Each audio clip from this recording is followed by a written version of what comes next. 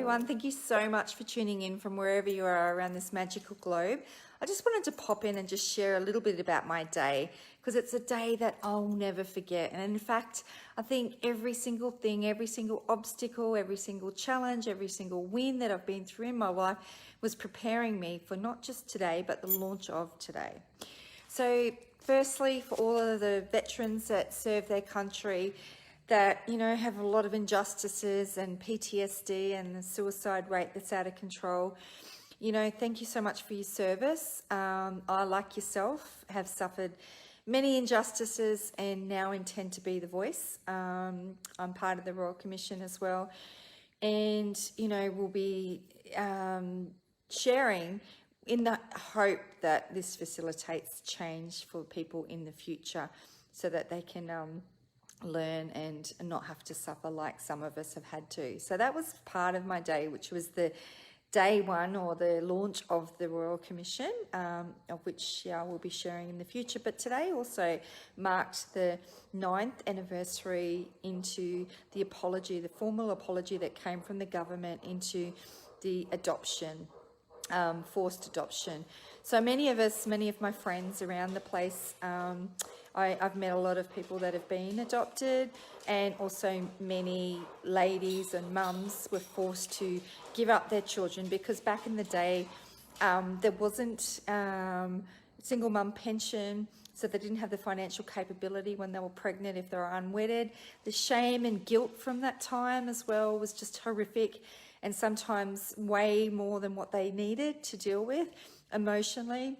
So they were pretty well packed up, sent away to, you know, church homes, or, you know, like places where there's matrons and stuff, where they went and they were with other women and other ladies and other girls that were also going through the situation as well. They were told that they weren't able to leave, and they had to go through their pregnancy during the duration, with the knowing that they had to give up their children, their babies, their own flesh and blood. We now learn from those mistakes, and we learn the importance of nurturing, and we learn the importance of mums being with their children. And thankfully nowadays there's single mother pensions that are around. But for those of us that, you know, are part of the adoption process, we know it's not easy. There's just so many emotions and so many things that have come up as a result that you've learnt from. And each one of us have got stories that are just so different. But, you know, the strength and resilience gained from that opportunity cannot be underestimated. And for me, not only losing everything I knew on day one, but including my identical twin, whose remains were disposed of. So there's not even any grave. So I'm really hurt by that as well. And people sometimes fail to understand the whole implications of that. But, you know, children and babies without their mums, without the nurturing, do perish. So the importance of having mum that you've been with, that you've known your whole life, you know, during the pregnancy, cannot be underemphasized. And I'm so glad that they're so supportive of that right now.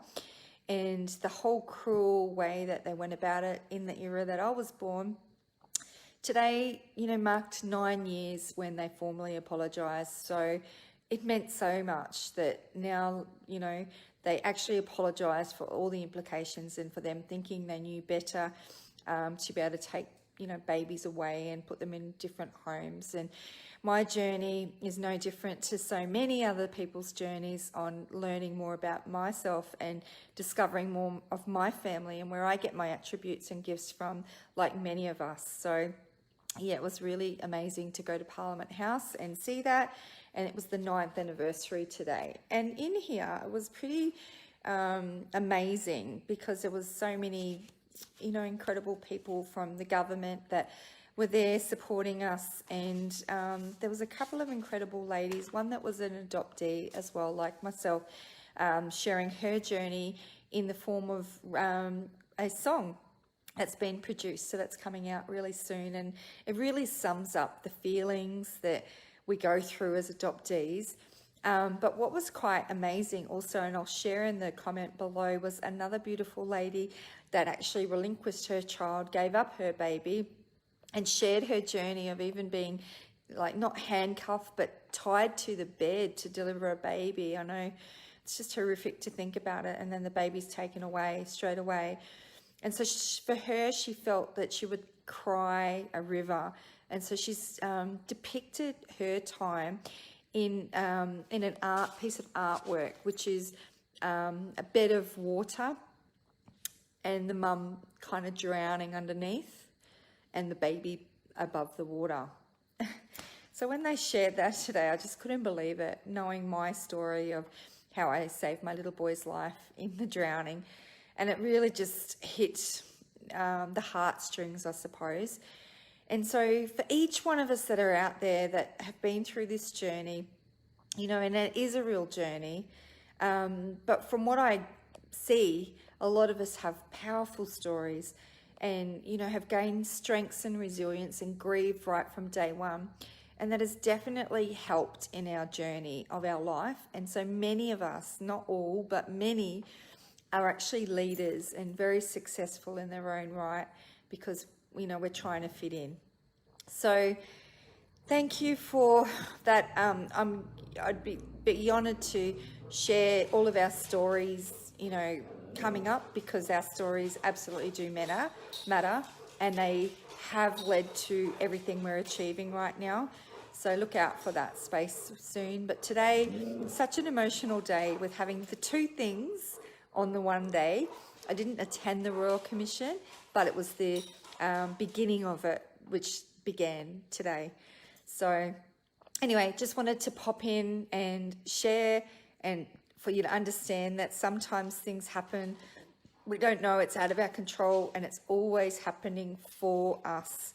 We're strong enough to be able to go through these things, to be able to rise up and be the leader that we're designed to be, and to learn the lessons and to share what we've learnt to many other people as a result. So thank you so much for tuning in. I'm Tam from Why You Can Too and the Avatar Collective. It's my pleasure to share these tools with you and to be vulnerable enough and authentic enough to share my journey, because I have been through so much in my life. But I believe things are happening for me, and as I go through things, I learn more lessons, which prepares me for what is to come. So I hope that this has stirred your soul a little bit and given you a little bit of inspiration to when it gets tough, to dig in deep and to not give up, but to see and send the energy to the outcome that you desire, so that you can also create the magic and live the life that you deserve. Thank you for tuning in. I look forward to seeing you again soon. Today is Friday. Thanks to Cindy for tuning in, Wendy and whoever else tuned in. Great to see you here. Thank you for your support. It's absolutely invaluable. Today being Friday, I'm going to go out and celebrate. And I think it's been such an emotional day for me that I'm just going to take some time out for me to sit with these emotions of my day. Whatever you do, make sure that you have fun, and remember to seek the happiness that you already have and not wait for the happiness to come. Bye for now. Live the life that you deserve. And if I can, you can too. Bye for now.